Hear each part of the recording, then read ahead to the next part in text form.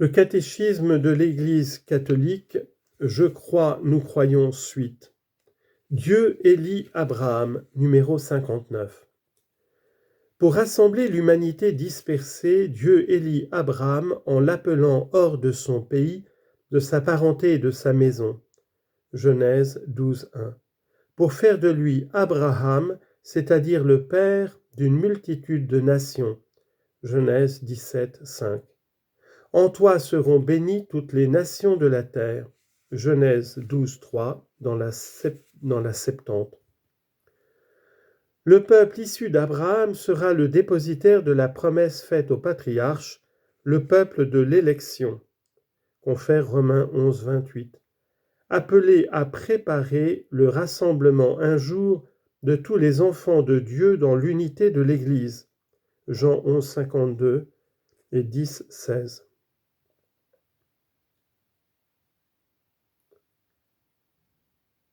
Il sera la racine sur laquelle seront greffés les païens devenus croyants.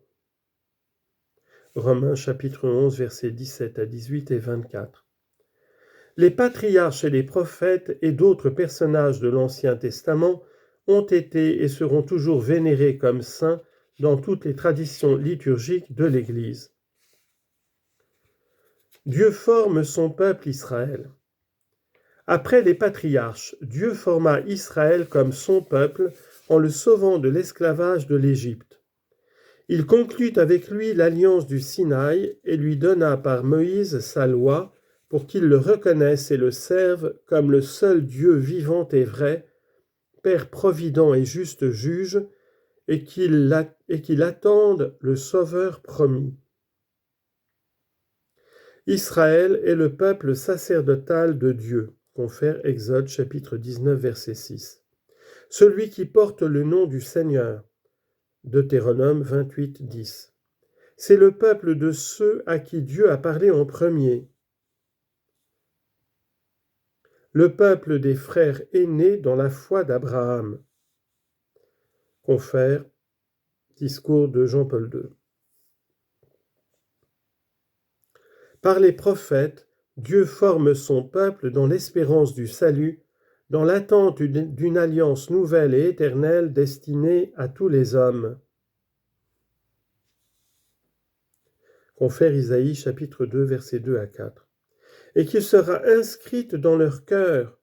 Confère Jérémie chapitre 31 versets 31 à 34 et Hébreux chapitre 10 verset 16. Les prophètes annoncent une rédemption radicale du peuple de Dieu, la purification de toutes ses infidélités. Confère Ézéchiel chapitre 36 verset 12 et Isaïe chapitre 49 versets 5 et 6 et chapitre 53 verset 11.